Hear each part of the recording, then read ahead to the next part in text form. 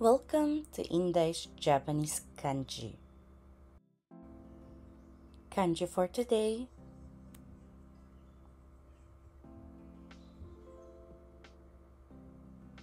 Level N3. はい。早くね。早く。はい。So, punta po tayo sa extra learning po natin po sa kanji for today po. Ano po? 第3週7日目。第3週の7日目です。Depende po kasi sa version, magbabago po yung page. So, hindi ko po in-indicate yung page, kundi yung 第3週の7日目。Kung meron po dyan po may book po kaparehas po namin na Nihongo so Matome Entry Kanji, dito po tayo sa 第3週の7日目です。よろしくお願いします。はい。アマラさん、先ほどアマラさんだったので、tapos si Atchang. Si Anthony naman po, kasi first time niya pong umangat. Anthony-san, maaari po kayo mag-unmute? Anthony-san. Ho. Anpamang matsubuan de tsutae kya. Ho. すごい。いないみたいです韓ね。私韓国人じゃないもん。じゃあ、桐原さんに戻りましょう。桐原さん、マイクのミュート解除できますか？はい。よろしくお願いします。はい、よろしくお願いします。はい。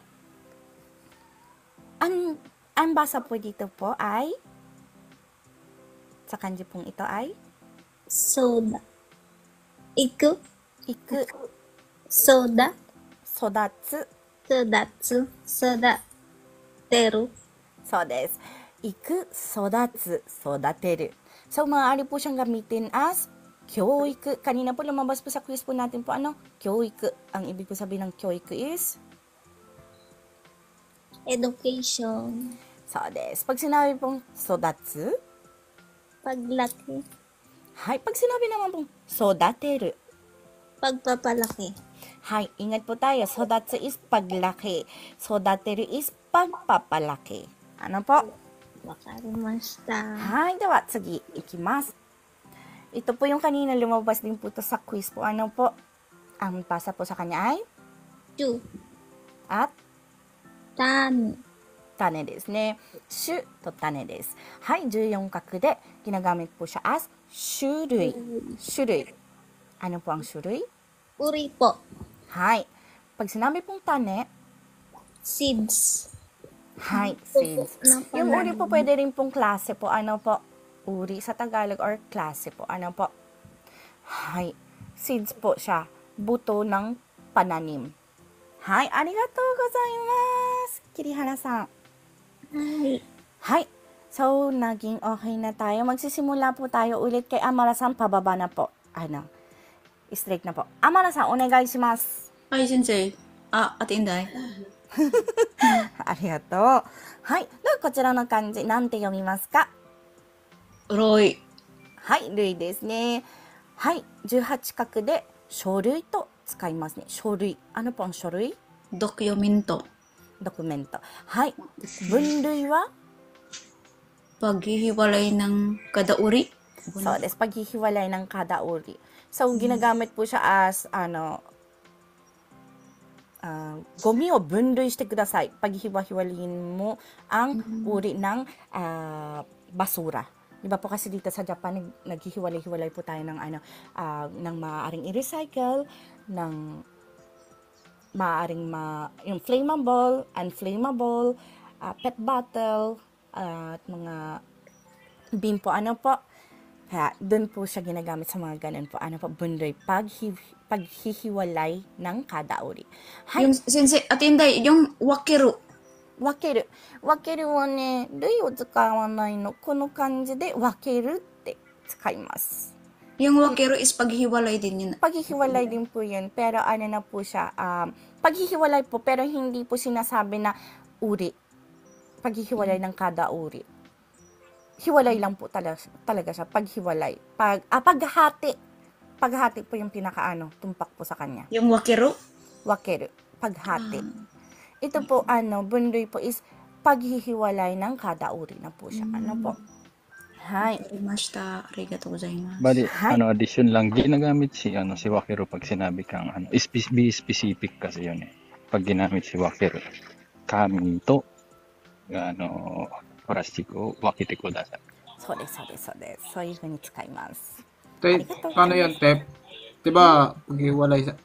Pwede rin niya sa betsu shimasu. 別々に、それでも別々にしてください。Pag sinabi po kasi別々にしてください、hiwa-hiwalay. Iけるね。別々にしてください。とも言えます。 Bali, or specific siya ne. Mga bets, kami to, bottle to, plastic ko, bets ni shite kudasai ne, pitay. Pag may tinutukoy. So. Kailangan nyo pa pong sabihin kung ano yun dapat yung ipaghiwa-hiwalay. Ngayon, pag Oto, bundoy onna mo, no ko. Oto, onna no ko, bets ni shite kudasai, mitai na. sorry. Wakite kudasai ne.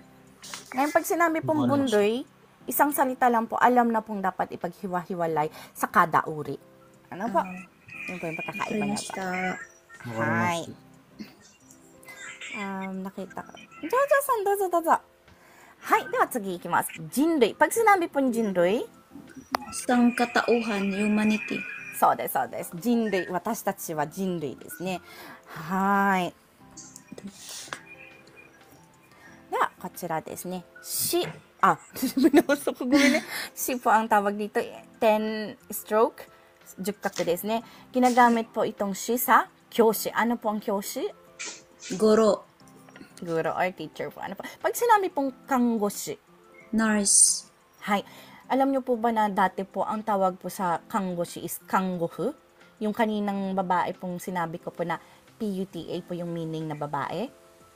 Dati po kanggofu kasi kumbaga parang alipin po sila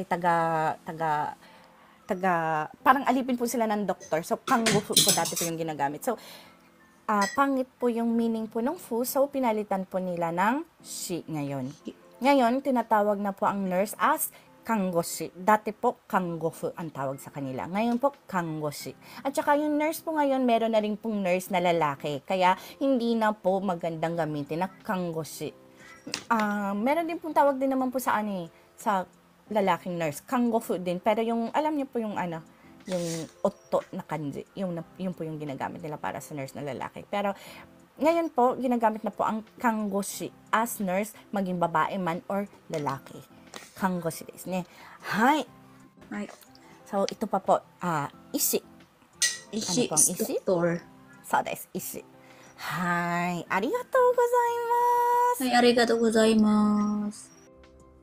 Ito po ay cut out from our free entry lesson class.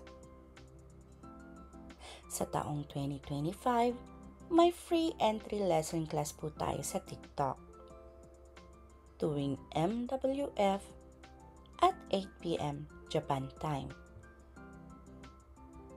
Kung nais niyo pong sumali, maaari niyo po akong hanapin sa pangalang Inday in Japan o @Inday in JP.